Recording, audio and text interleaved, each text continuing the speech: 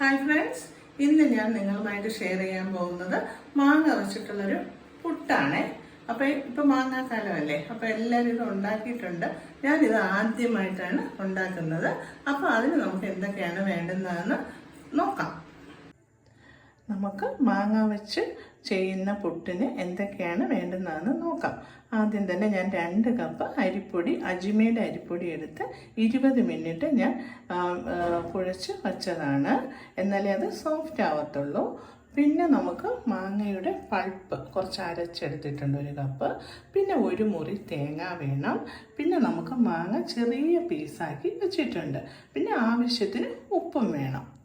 അപ്പോൾ 20 മിനിറ്റ് നമ്മൾ കുഴച്ച് വെച്ച മാവിലേക്ക്, അരിപ്പൊടിയിലേക്ക് നമുക്ക് ഈ മാങ്ങയുടെ പൾപ്പും കൂടി ഇട്ട് കൊടുത്ത് പുരട്ടിയെടുക്കാം.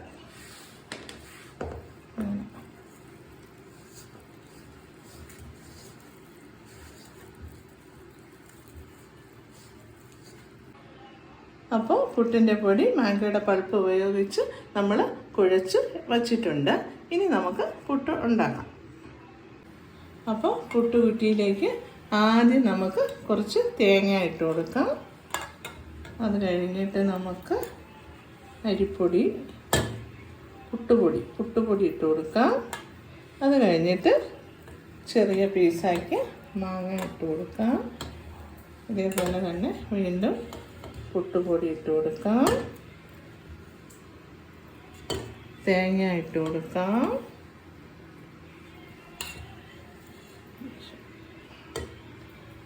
അതിന് ആവിയിലേക്ക് വയ്ക്കാം.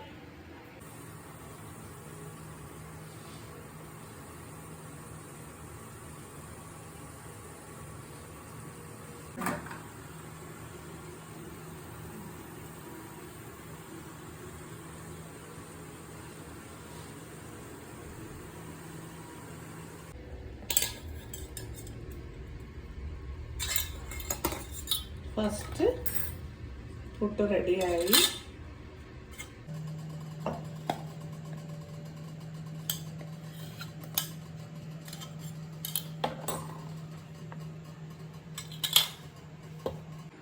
അപ്പോൾ നമ്മുടെ മാങ്ങ കൊണ്ടുള്ള പുട്ട് ഇവിടെ റെഡി ആയിട്ടുണ്ട്.